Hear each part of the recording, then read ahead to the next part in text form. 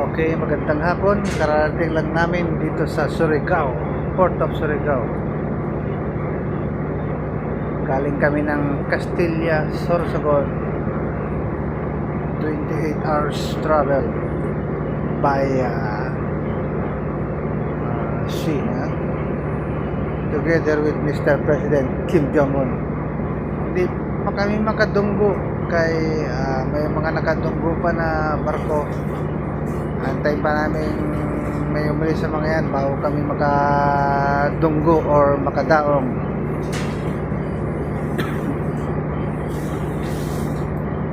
Yan, kaya paikot-ikot muna kami dito sa laot. Yan ang Surigao City. Yan, papuntang Surigao City. Ano?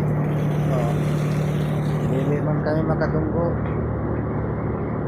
Kay napay nakadunggo dito. Parang Bisaya na. Bisaya yarn. Okay. Bisaya yan. May mga tropa doon na nakasakay sa GT Express. Mga yunyi. Ayan. Kalmada. Kalmada ang panahon.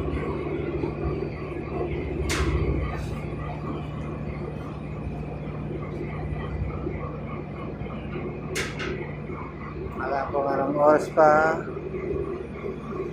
kami makadaong or makadunggo. Ha? O alam ba yung mga nakatunggo pang barko? Siguro high tide kasi malakas ang agos ng tubig pa east. O east ba yan? O paano na? East nga. Kasi west, sa may lulubugan ng araw eh. Yan yung boya na malaki, kulay green. It's agatap now, ha? May tanggarata doon na nakapatat.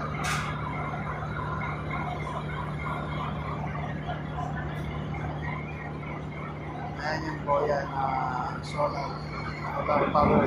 Ilaw yan paggabi. Ayun, may umalis na.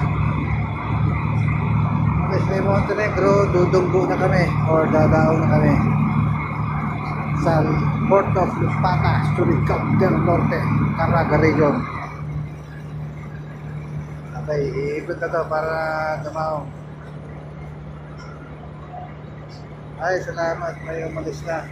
Montenegro, bound to Kabalian, Southern Leyte.